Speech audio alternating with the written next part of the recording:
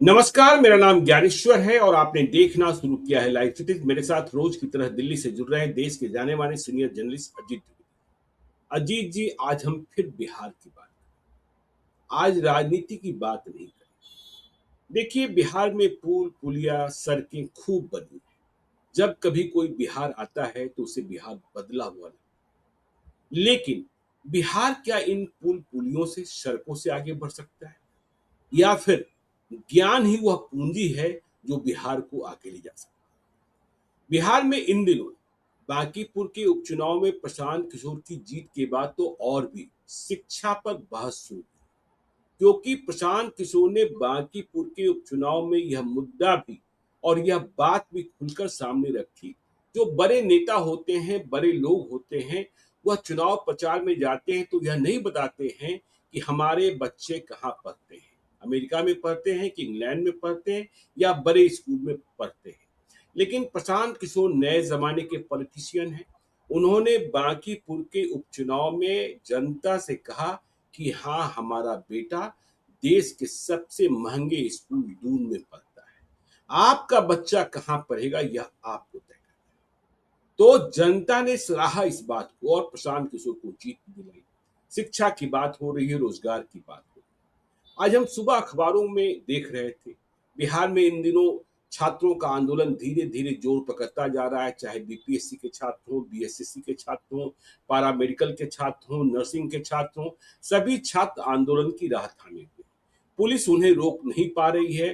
Police वाले जब water cannon चलाते हैं तो लड़के डांस करने लगते हैं, शैम्पू से नहाने लगते हैं। आज सुबह अखबारों की सुर्खियां देखी कि शिक्षा की बात सरकार ने भी शुरू की है, लेकिन हाल क्या है कि पटना के स्कूलों में बच्चों को 30% बच्चों को शैक्षणिक सत्र के शुरू हुए 5 महीने हो गए हैं, किताबें नहीं मिली।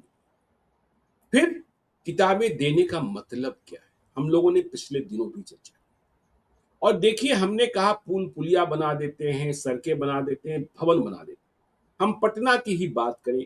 आज मैं सुबह अखबार में पढ़ रहा था कि पटना में बापू परीक्षा केंद्र बना, उसके पास ही एक बहुत पुराना स्कूल है। जब आप महात्मा गांधी सेतु से आते होंगे मोतिहारी से, तो कुम्हरार के पास पंचशील आवासीय उच्चतर माध्यमिक विद्यालय, वहां देखिए 1962 का स्कूल है। पहले खपरेल बिल्डिंग हुआ करती थी। अब वह स्कूल जो है, सरकार ने उसके भवन का निर्माण कराया है। 3 मंजिली बिल्डिंग बनी है, 24 कमरे बने हैं। लेकिन आपको जानकर हैरानी होगी कि यहाँ 520 छात्र छात्राएं नामांकन लिए हुए हैं, नामांकित हैं, 10वीं 9वीं 10वीं 11वीं और 12वीं के। और इन 520 छात्र छात्राओं को पढ़ाने के लिए हेडमास्टर समेत सिर्फ 6 शिक्षक हैं। पटना की बात करें, 11th 12th में यहाँ आर्ट्स, साइंस, कॉमर्स तीनों संकाय की पढ़ाई होती है, लेकिन इन तीनों संकाय में एक भी शिक्षक नहीं। सोचिए, तो फिर किस बात की हम लोग दुहाई दे रहे हैं और कैसे सोच ले रहे हैं? आप नए स्कूल खोलते जा रहे हैं, नए कॉलेज बनाते जा रहे हैं, लेकिन जो पहले से हैं, यदि वहां शिक्षक ही नहीं रहेंगे, वहां छात्र ही नहीं रहेंगे। देखिए, अब विश्वविद्यालयों की बात पिछले कई महीनों से अजीत जी, बिहार के विश्वविद्यालय मगध विश्वविद्यालय की बात कर लें, मौलाना मजहरूल हक अरबी फारसी विश्वविद्यालय की बात कर लें, वीर कुंवर सिंह विश्वविद्यालय आरा की बात कर लें, तिलका मांझी विश्वविद्यालय भागलपुर की बात कर लें, वहां कुलपति ही नहीं। अगले कुछ महीनों में 6 और विश्वविद्यालयों के कुलपति रिटायर होने वाले। आवेदन मांगे गए हैं, 8,000 आवेदन आए हैं नए कुलपतियों के लिए। लेकिन फैसले कब होंगे? क्यों नहीं आप तय करते हैं कि कुलपति का कार्यकाल यदि खत्म हो रहा है तो उसके पहले ही आपका पैनल तैयार हो? देखिए, रंजन ऋतुराज बहुत ही बड़े ब्लॉगर हैं बिहार के, दालान आप भी पढ़ते होंगे। उन्होंने एक बात कही, और यह बात, इसकी चर्चा आज इसलिए भी आवश्यक है कि जब नरेंद्र मोदी प्रधानमंत्री बने और स्किल डेवलपमेंट मिनिस्ट्री बनी, तो सबसे पहले राजीव प्रताप रूडी मंत्री बने। तो देखिए, रंजन ऋतुराज ने एलएनटी के चेयरमैन को कोट करते हुए अपने ब्लॉग पर लिखा है कि उनकी कंपनी में 30,000 स्किल लेबर की कमी है। तो फिर जब बिहार मजदूरों को देने वाला प्रदेश है दूसरे प्रदेशों को, तो फिर बिहार क्या स्किल्ड मजदूर भी यहां से नहीं जा पा रहे हैं? देखिए उन्होंने बड़ी अच्छी बात कही कि देखिए हम सॉफ्ट स्किल नहीं देते हैं। हम वैसा हम दिल्ली में रहते हैं, आप दिल्ली में रहते हैं, दिल्ली में मैं जब जाता हूँ तो नोएडा, गाज़ियाबाद में देखता हूँ कि वहाँ प्लम्बर में काम करने वाले कौन लोग हैं? वो उड़ीसा के लोग। इलेक्ट्रीशियंस कहाँ के हैं? वो यूपी के लोग हैं। और हमारे लोग क्या है, वो मेड का काम कर रहे हैं या ईंट और बालू ढो रहे हैं। तो हम सॉफ्ट स्किल भी नहीं। तो रंजन ऋतुराज ने लिखा कि जो प्लम्बर हैं और जो इलेक्ट्रीशियंस हैं, वह मासिक तनख्वाह उनकी छोड़ दीजिए, इसके अलावा भी सालाना वह 15 से 20 लाख रुपए और हम सिर्फ मेड का काम कर रहे हैं, हमारी महिलाएं मेड का काम कर रही हैं। जब मेरे घर में कोई मेड आती है वहां से, चाहे किसी एजेंसी के माध्यम से हो, तो मालूम होता है मोकामा की रहने वाली है, पटना सिटी की रहने वाली। लेकिन प्लम्बर जो आता है वह उड़ीसा का रहने वाला होता है और जो इलेक्ट्रीशियंस होता है वह यूपी का रहने वाला होता है। तो रंजन ऋतुराज ने इस बात को भी कोट किया कि बिहारी जो है ना, वह अपने हट के कारण और जिद्दीपन के कारण भी पिछड़ जाते हैं और वह सीखना नहीं चाहते। बिहार बिहार में नहीं सीखते हैं, बाहर जाकर हट। और ये जो दूसरे स्टेट के लोग, उन्होंने उदाहरण दिया कि बंगाली मैनेजर यदि आप किसी ऑफिस में काम कर रहा हो, 5 बजे उनकी ड्यूटी खत्म होती हो, तो वह अपना काम पूरी रिपोर्ट जमा करके जाए। उन्होंने एक जाट मैनेजर का उदाहरण लिखा कि जाट मैनेजर के रहते हुए किसी सरकारी महकमे में उन्हें जाने की जरूरत नहीं हुई जब वह एक कंपनी में काम कर रहे थे। लेकिन जब बिहारी मैनेजर से वास्ता पड़ा, तो बिहारी मैनेजर की कभी साली आ रही थी, कभी सारू आ रहे थे। तो ये जो स्थिति परिस्थिति है, तो हम लोग आज शिक्षा पर और स्किल पर दोनों जरूरत है बिहार की कि यदि हम इस मामले में भी पिछड़ जाएंगे तो क्या सिर्फ राजनीति करते रहेंगे? शाम में भूंजा खाकर और सिगरेट बीड़ी पीकर राजनीति की बातें करते रहेंगे? कौन क्या बोल रहा है, वंचित शोषित, यह ऐसे तो नहीं चलने वाला है। अजीत जी, आगे आपकी टिप्पणी। देखिए ज्ञानेश्वर जी, हम लोग तो शिक्षा को लेकर के लगातार बातें करते रहते हैं बिहार में कि शिक्षा की स्थिति अगर सिर्फ सुधर जाए, सिर्फ शिक्षा की स्थिति, तो फिर बिहार के जो पुनर्जागरण की बात हम लोग करते हैं, रेनेसां की बात करते हैं, उसकी शुरुआत हो जाए, पहिया उल्टा घूमना शुरू हो जाए, जो बिहार की अभी दुर्दशा है उसमें सुधार होना शुरू हो जाए। सिर्फ एक सेक्टर से, इसमें समय लगेगा।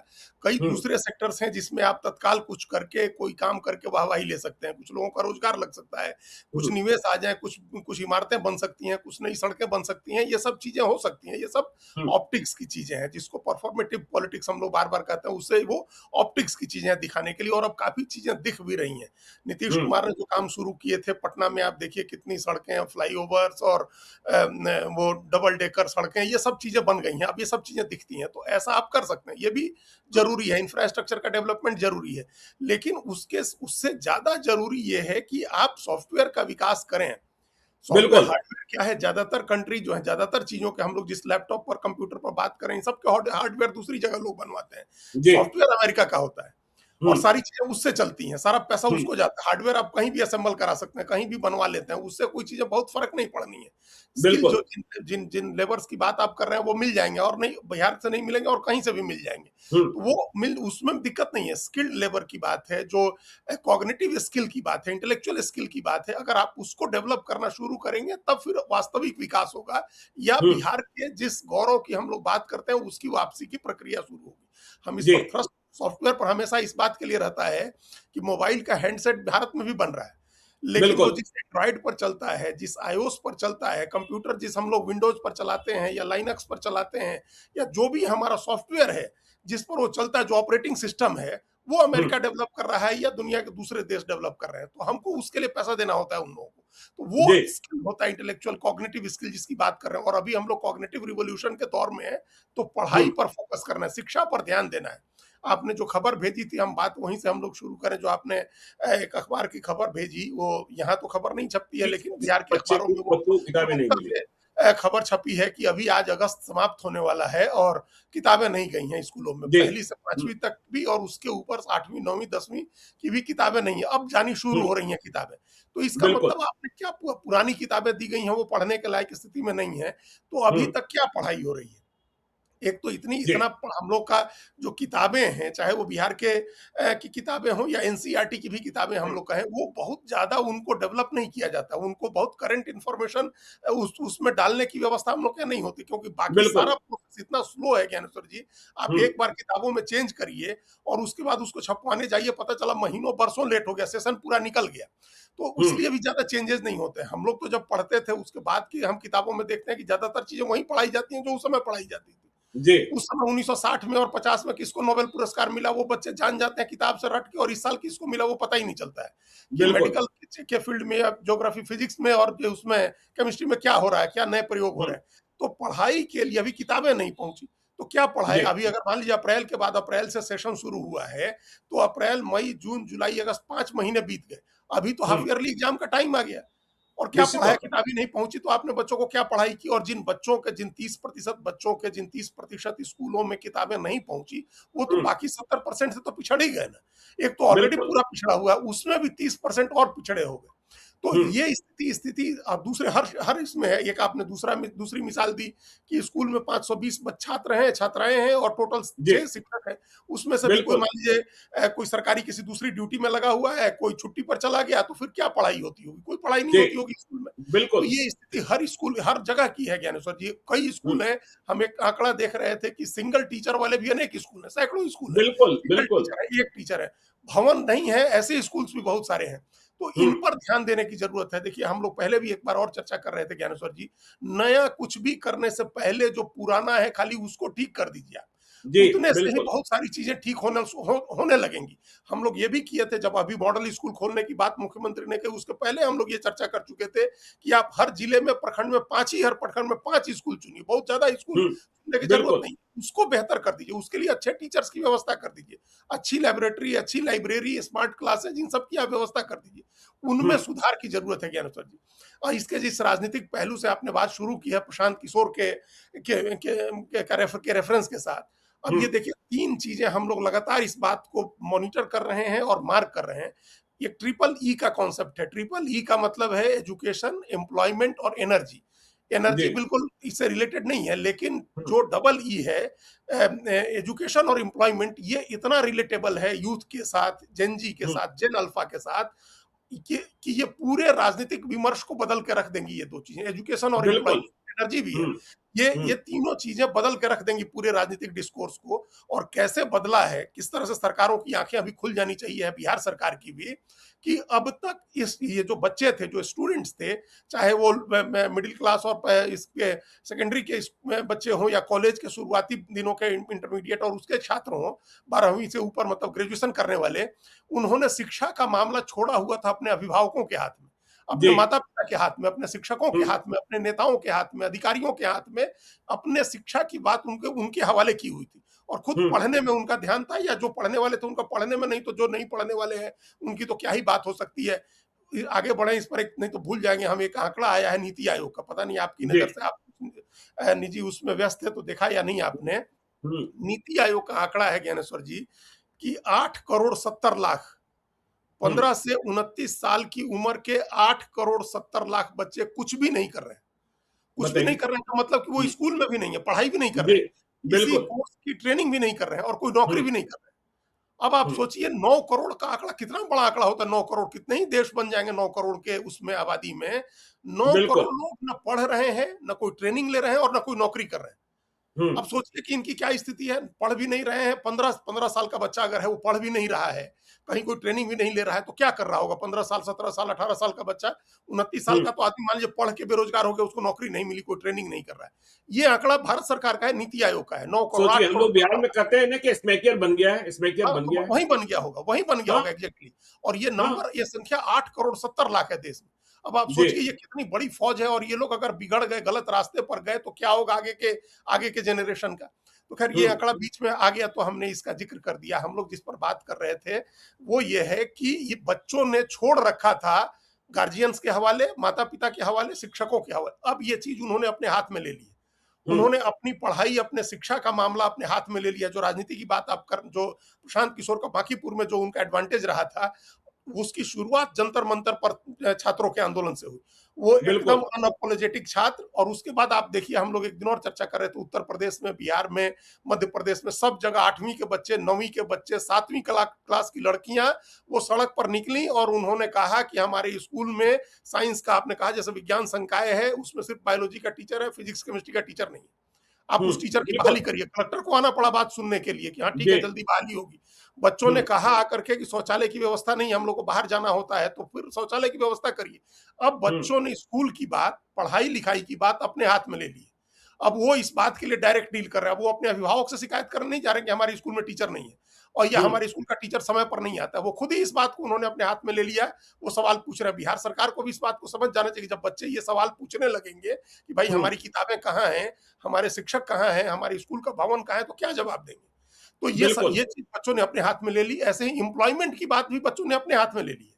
हम हम्म। सुन रहे थे बिहार के जो छात्र आंदोलन कर रहे हैं, वो डायरेक्टली सर ये बात कर रहे हैं कि आपको परीक्षा कैसे करानी है, कैलेंडर कैसे बनाना है, वैकेंसी कितनी करनी है, ये सीधे डायरेक्ट सरकार से डील कर रहे हैं वो लोग। जी। सरकार को उनकी बात सुननी होगी। नहीं सुनेंगे हम्म। आप, तो आप एकदम एक इतनी बड़ी आबादी के, मतलब देश में 40 करोड़ वोटर है और हम बिहार के अनुपात में तो ज्यादा ही होगा, जनजी आबादी देश के अनुपात में बिहार में, तो उसके साथ डील करना होगा आपको। पहले तो क्या था कि अभिभावकों से डील करना होता था, अभिभावक आंदोलन नहीं करते थे।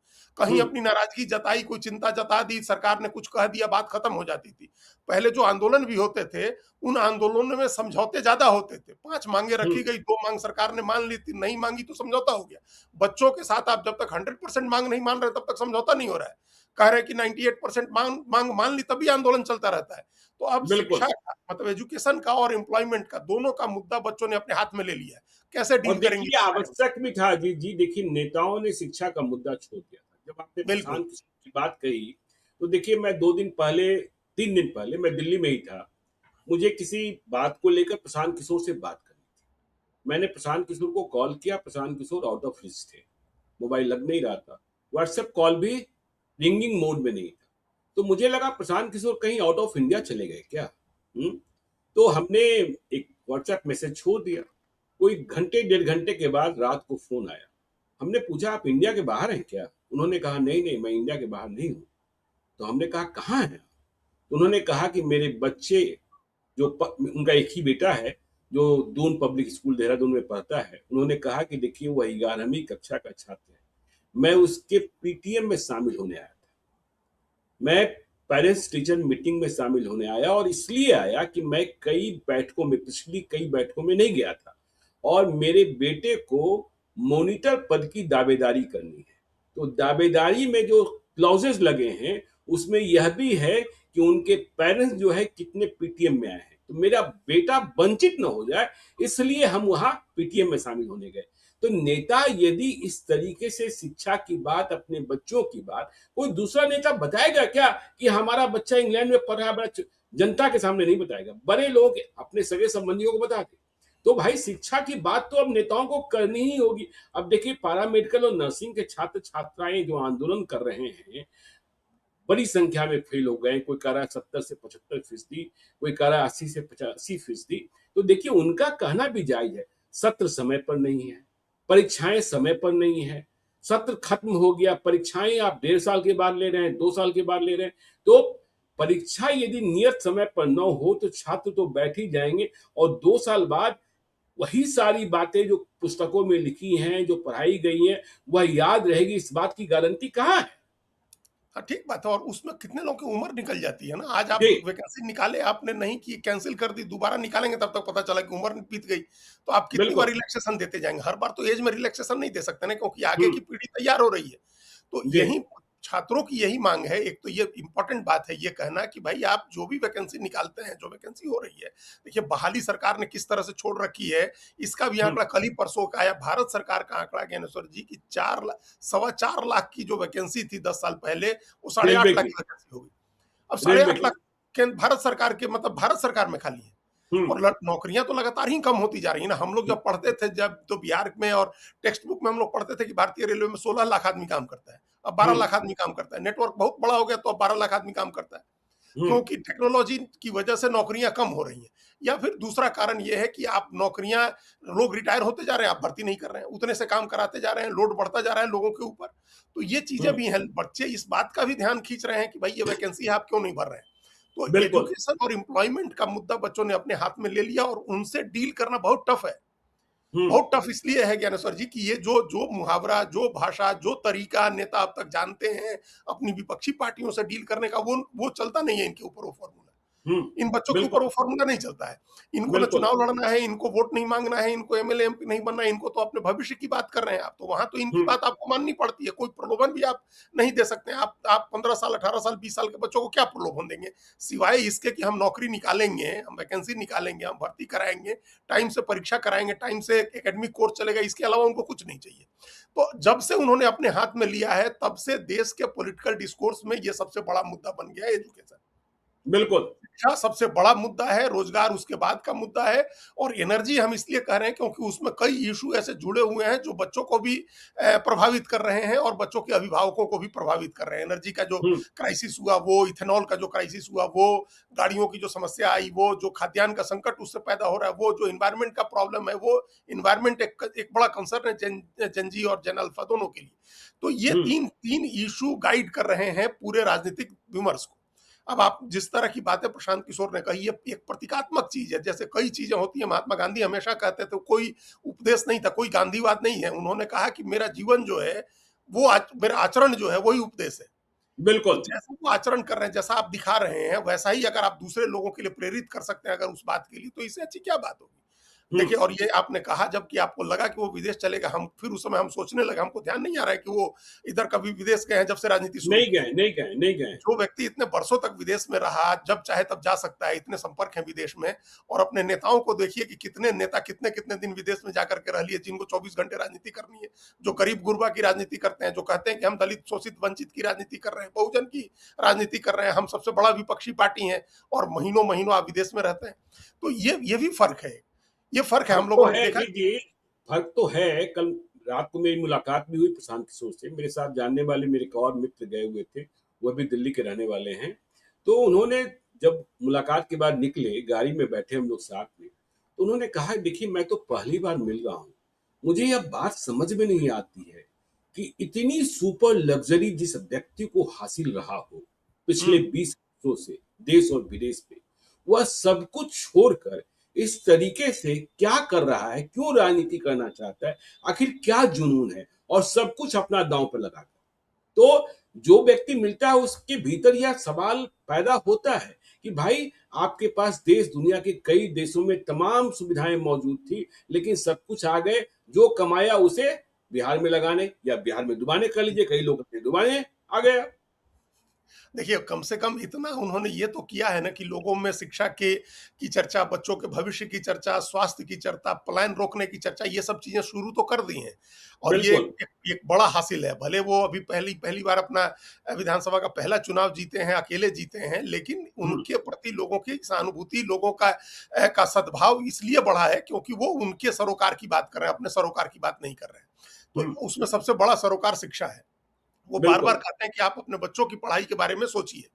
हम्म, अगर लोगों ने सोचना शुरू कर दिया तो ये सारे सवाल अपने आप उठेंगे। और ज्ञानेश्वर जी, हम फिर दोहरा रहे हैं, अभिभावक नहीं सोचेंगे क्योंकि उनको 10 काम और हैं।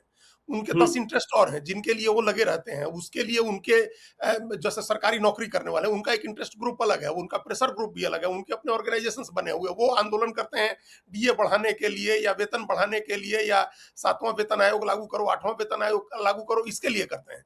उनका जी। कंसर्न ये नहीं होता है कि बच्चों के लिए करें। इसलिए बच्चों को ये चीजें अपने हाथ में स्वयं लेनी पड़ी। उन्होंने हम्म, अब अपने हाथ में ले लिया है और वो डायरेक्ट डील कर रहे हैं। तो सरकारों के लिए ये डील करना मुश्किल हो रहा है।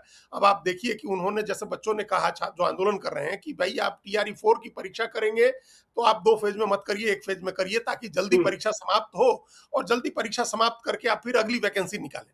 अब सरकार को इस पर बड़ी सहानुभूति के साथ, बड़े बड़े सावधानी से बच्चों से बात करनी होगी। क्यों नहीं सरकार बिल्कुल। बात करके उनको समझा रही है कि हम 2 फेज में ही करेंगे, लेकिन हम जल्दी कर लेंगे। हम ये जी। टाइमलाइन दे रहे हैं, हम ये कैलेंडर दे रहे हैं, इस कैलेंडर के हिसाब से हम कर लेंगे।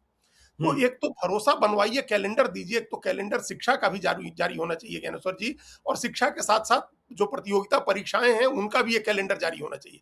एकेडमिक बिल्कुल। परीक्षाएँ भी टाइम से हों, एकेडमिक सेशन टाइम से चले, एकेडमिक एग्ज़ामिनेशन टाइम पर हो, और जो प्रतियोगिता परीक्षाएँ हैं, वो भी समय पर हो।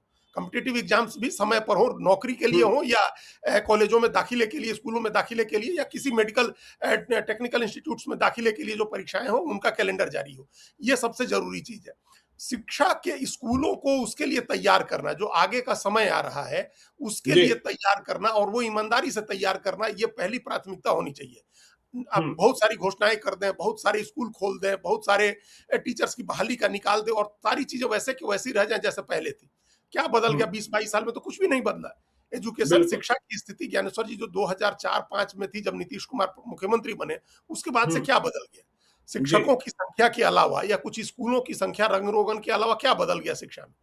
नहीं, लगातार देखिए मुझे तो बड़ा गुस्सा आता है जी जी, जब मैं सुनता हूँ कि आपने प्राथमिक विद्यालय को मध्य विद्यालय बना दिया, मध्य विद्यालय को इंटर विद्यालय बना दिया और फिर जो हुआ है, देखिए आप केवल स्कूलों को यह कह दिए कि ये अब मिडिल स्कूल हो गया, ये हायर सेकेंडरी स्कूल हो गया, इंटरमीडिएट स्कूल हो गया।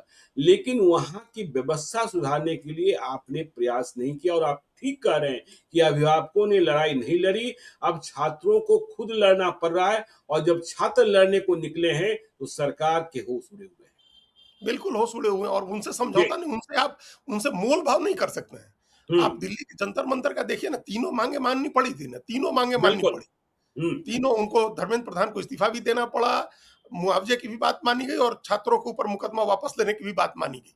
भले हुँ, कोर्ट में चला गया मामला, उसमें कुछ पेच है। झारखंड में देखिए, सरकार ने कहा ना कि हमने 98% मांग मान ली है, तब भी आंदोलन खत्म नहीं हुआ। जब जी, तक आपने 100% मांग नहीं मानी, भले कोर्ट में जाकर के जो हुआ, लेकिन 100% मांग मानने के बाद ही आंदोलन खत्म हुआ, क्योंकि बच्चे हुँ, मोल भाव, उनसे क्या मोल भाव आप करिएगा? तो बिल्कुल। ये ना उनको आप डरा सकते हैं, ना कोई प्रलोभन दे सकते हैं। तो ये एक समस्या इनके सामने आई है, राजनीतिक दलों के सामने, सरकारों के हुँ, सामने, और उम्मीद करनी चाहिए कि इससे कुछ अच्छी चीजें निकलेंगी। हुँ, चूंकि ये बच्चों का मतलब ये लगातार कंटिन्यूटी में ये चलता रहे, इस तरह की बातें चलती रहे, वो जब तक चीजें सुधर ना जाए, हुँ, स्कूलों में चीजें ना सुधर जाए, पढ़ाई की कैलेंडर ना बन जाए, किताबों की उपलब्धता ना हो जाए, टीचर जब तक नहीं आ जाए, ये लगातार चलता रहे, अगर हुँ, जवाबदेही टो पर रखना सरकार को, ये बच्चे अपने खुद से ही कर रहे हैं, और वो कर सकते हैं। बिहार में अभी अच्छी बात है, बिहार में सरकार को अभी एक रिलीफ ये है कि अभी इस तरह का आंदोलन नहीं हुआ है कि जी, बच्चे स्कूलों के लिए एक ही मास्टर है या 2 ही मास्टर है, उसके लिए आंदोलन अभी नहीं कर रहे हैं। हुँ, लेकिन वो नौबत आए, उसके पहले सरकार को खुद ही ध्यान देना चाहिए। आप जितने स्कूल हैं, उनके लिए क्वालिटी एजुकेशन शुरू करवाइए। बेसिक बिल्कुल। क्वालिटी का, इससे मतलब ऐसा मतलब नहीं कि आप बहुत टॉप क्लास का तो नहीं बना सकते अभी रातों-रात, लेकिन एक बेसिक शिक्षा अच्छे तरीके से लोगों को मिलने लगे। समय पर शिक्षक आएँ, समय से स्कूल चले, और बच्चे आएँ, बच्चों की गिनती हो, ठीक ढंग से पढ़ाई हो, हाज़िरी बने, ये सब चीज़ें हुँ, सुनिश्चित कर देनी चाहिए। इसके बाद सेकंड फेज़ में जाना चाहिए। मतलब कोई भी योजना, अभी आज दिल्ली में देखिए, हम लोग देख रहे हैं कि मास्टर प्लान बन रहा है 20 साल का। तो मास्टर जी, प्लान 20 साल का ही बनता है, हालाँकि उसमें हुँ, कितना अमल होता है, ये अलग बात है। तो एजुकेशन का एक मास्टर प्लान बनना चाहिए है अगले 20 साल का। उस 20 साल में आप क्या-क्या करेंगे, कैसे-कैसे करेंगे, इसका कैलेंडर बनाइए, उस पर फोकस करिए। जीडीपी का या अपने बजट प्रोविजन का एक जो अभी तक अलॉटमेंट होता है, उसको अलॉटमेंट को बढ़ाइए आप। उसके लिए प्राइवेट सेक्टर को इन्वॉल्व करिए। प्राइवेट सेक्टर तो आ ही रहे हैं ना बिहार में काम करने। कई बिल्कुल, दूसरे बिल्कुल। सेक्टर्स में बात हो रही है, तो उनको करिए। जो बिहार के लोग हैं या बड़ी कंपनियां सीएसआर में आकर के बिहार में पैसा इन्वेस्ट करें। हर व्यक्ति, देश का हर बिजनेसमैन, हर नेता, हर शिक्षाविद ये कहता तो है ना कि बहुत ब्रिलियंट लड़के होते हैं, बहुत तेज लड़के होते हैं, बहुत दिमाग उनका ब्रेनी होते हैं, तो उनके ब्रेन का क्यों नहीं इस्तेमाल कर रहे हैं आप? आकर के क्यों बिल्कुल। नहीं उनकी पढ़ाई की और उनके स्किल डेवलपमेंट का काम कर रहे हैं बिहार में? इसकी हुँ, इस पर फोकस करना चाहिए है सरकार को। सरकार का फोकस अभी दूसरी तरफ है, अभी दिखावे की चीज़ों पर ज़्यादा लग रहा है। कि ये हुँ, कर देंगे, इससे खबर बन जाएगी, इससे हेडलाइन बन जाएगी। आप कुछ स्ट्रक्चरल चेंजेज़ करिए बिहार के, जो स्ट्रक्चरल प्रॉब्लम्स हैं ज्ञानेश्वर जी, जिसमें हम 2 सबसे बड़ा स्ट्रक्चरल प्रॉब्लम बिहार का मानते हैं। एक शिक्षा है और दूसरा बाढ़ की समस्या है। ये बिल्कुल, दोनों जो अभी सामने है। जो अभी सामने है। आप देखिए कैसे जी, हर साल बाढ़ की समस्या आती है। हर हुँ, साल गाद के साथ नदियों का तल ऊँचा होता जाता है। आप नदियों की सफाई नहीं कराते हैं, बाँधों को ठीक नहीं कराते हैं, नहरियाँ जो हैं उनको ठीक नहीं कराते हैं। बाढ़ का पानी बर्बाद हो रहा है। ग्राउंड वाटर टेबल हम लोग का रिचार्ज नहीं हो रहा है, जिससे आज 200 मीटर पर पानी नहीं मिल रहा है लोगों को। हुँ, 6-6 घंटे बिल्कुल। लोग को मोटर चलाना पड़ रहा है 1000 लीटर की टंकी भरने के लिए। तो हुँ, पानी ग्राउंड वाटर टेबल नीचे जा रहा है, सिंचाई की व्यवस्था नहीं हो रही है, और ये सब चीज़ें आपके बाढ़ की समस्या से जुड़ी हुई हैं। ये हम्म, पेरेनियल प्रॉब्लम है, ये हम स्ट्रक्चरल प्रॉब्लम्स में मानते हैं, और दो सबसे बड़े स्ट्रक्चरल प्रॉब्लम है। बाढ़ की समस्या को आप उसको उसी तरह से हल करिए मिशन बना करके, और एजुकेशन का भी मिशन बनाइए। ज्ञानेश्वर जी, सरकार को मिशन बनाना होगा।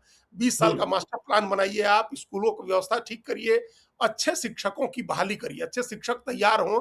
इसके लिए जो बीएड के सरकारी पुराने स्कूल हैं, कॉलेजेज हैं, उनको ठीक करिए, उसमें अच्छे शिक्षकों के प्रशिक्षण की अच्छी व्यवस्था करिए। यहाँ तो और उस कुलपति ही नहीं है जीत जी, कुलपति ही नहीं है। हाँ, देखिए, हाँ, विधायक का कार्यकाल खत्म होगा तो उसके पहले आप चुनाव तुरंत करा हो, लें। हाँ, पहले चुनाव हो हाँ, जाएगा। हाँ, कुलपति का कार्यकाल खत्म हो रहा है तो उसके लिए आपका पैनल पहले तैयार नहीं होगा।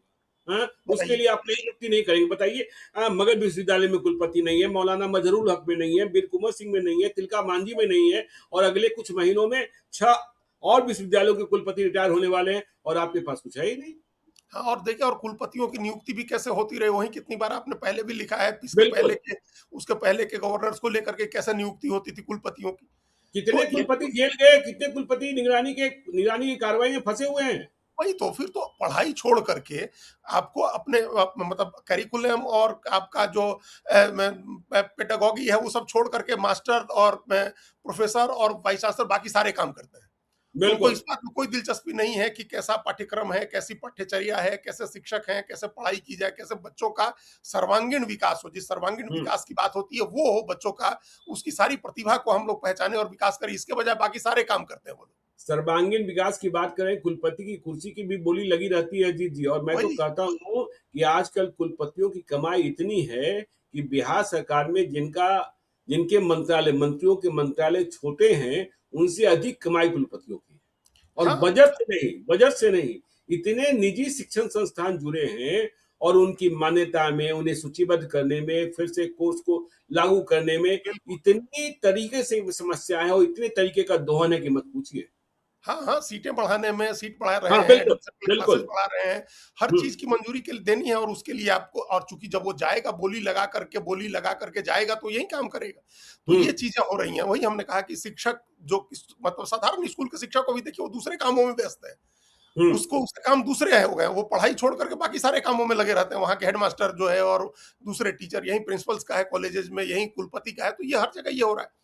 और इसलिए ऐसा बिल्कुल। हो रहा है क्योंकि सरकार के और समाज के की प्राथमिकता में से शिक्षा गायब है। हुँ, तो शिक्षा को ले आइए प्राथमिकता में, और ये अभी आया है, और ये बच्चे खुद लेकर के आए हैं, और उसके उसको प्रशांत किशोर ने एक्सेलरेट किया है उस प्रोसेस को, लेकिन बच्चे खुद ही डिस्कोर्स के सेंटर में लेके आए हैं एजुकेशन को और एम्प्लॉयमेंट को। अब हुँ, इसके बारे में सरकारों को सोचना होगा, और बच्चे लगातार अगर करते रहे ये चीजें तो धीरे धीरे सुधार होगा। अगर सरकार अपनी तरफ से करने लगे तो सुधार जल्दी हो जाएगा।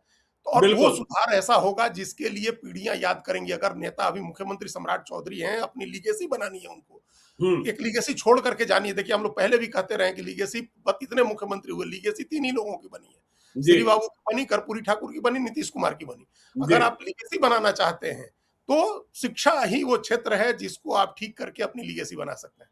इसके अलावा दूसरा बिल्कुल। कुछ नहीं है। सड़क बनाने वाले को कोई याद नहीं रखता है। किसी को आज भुवन चंद खंडूरी याद है क्या? नहीं है, नहीं जिन्होंने है। ईस्ट वेस्ट नॉर्थ साउथ जिन्होंने कॉरिडोर शुरू किया था, और गोल्डन क्वाड्रिलेटरल जिनके समय शुरू हुआ, तो कोई क्रेडिट दे रहा है क्या अटल बिहारी वाजपेयी को और भुवन चंद खंडूरी को? कोई नहीं दे रहा नहीं, है। तो नहीं। इसलिए उसका कोई नहीं देगा, आपने कौन सी बिल्डिंग बनाई, कौन सी सड़क बनाई, लोग उस पर चलेंगे, वो राइट्स है उनके। हुँ, आप शिक्षा के एक लीगेसी ऐसी बना सकते हैं, अगर शिक्षा की व्यवस्था ठीक करें। कल ही हम किसी से बात हो रही थी ज्ञानेश्वर जी, और उसने बताया हमको शीला दीक्षित के तमाम योगदान है, सड़क, फ्लाईओवर। उसने कहा कि उन्होंने 2 नए विश्वविद्यालय बनाए। अच्छा। इंद्रप्रस्थ हुँ, विश्वविद्यालय बना, डॉक्टर अंबेडकर के नाम से विश्वविद्यालय बना, उन्होंने विश्वविद्यालय बनाए, दर्जनों कॉलेज खोले। ये हुँ, उनका योगदान था दिल्ली के विकास में। इसको लोग याद रखते हैं, इस लीगेसी को लोग याद रखते हैं। तो बिल्कुल। शिक्षा को अपनी और लीगेसी शीला बनाइए। दीक्षित के बाद कोई कॉलेज खुला क्या? एक शीला भी दीक्षित कॉलेज को नहीं खुला है, एक भी कॉलेज नहीं खुला, एक भी यूनिवर्सिटी नहीं खुली है। और उन्होंने बताइए। 2 यूनिवर्सिटीज़ बनाई थी, 2 यूनिवर्सिटीज़ बनाई थी उन्होंने। हुँ, और बल्कि एक टेक्निकल इंस्टीट्यूट अलग खोला था, 2 कई टेक्निकल इंस्टीट्यूट्स अलग खोले थे उन्होंने। नेताजी सुभाष जो इंस्टीट्यूट है, ये टेक्निकल इंस्टीट्यूट्स अलग खोले थे, यूनिवर्सिटी अलग बनाई थी। आईपी यूनिवर्सिटी है और अंबेडकर यूनिवर्सिटी है। तो 2 यूनिवर्सिटी और दर्जनों कॉलेजेस बनवाए थे उन्होंने। ये लीगेसी है, लोग इसके लिए याद करते हैं। तो शिक्षा को लीगेसी बनाना चाहिए बिहार के मुख्यमंत्री को। शिक्षा को लीगेसी बनाना चाहिए बिहार के मुख्यमंत्री को, और देखिए, छात्र जागे हुए हैं। यदि सरकार नहीं जागेगी तो छात्र उन्हें जगा देंगे, और फिर छात्र सड़क पर होंगे, सड़क पर छात्र उतरे, उसके पहले आप सजग हो जाइए, शिक्षक दीजिए, पढ़ाई की व्यवस्था कीजिए, किताबें समय पर मिले, परीक्षाएं समय पर हो और नौकरियां समय पर मिले। तो शिक्षा की बात हम करते रहेंगे। आप देखते रहिए लाइव सीरीज को। यदि अब तक आपने हमारे यूट्यूब चैनल लाइव सीरीज को सब्सक्राइब नहीं किया है तो जरूर कर लीजिएगा, और इस वीडियो को आप फेसबुक पेज के माध्यम से पेज को लाइक कीजिएगा। हैंडल एक्स पर भी हमें फॉलो कीजिए। धन्यवाद।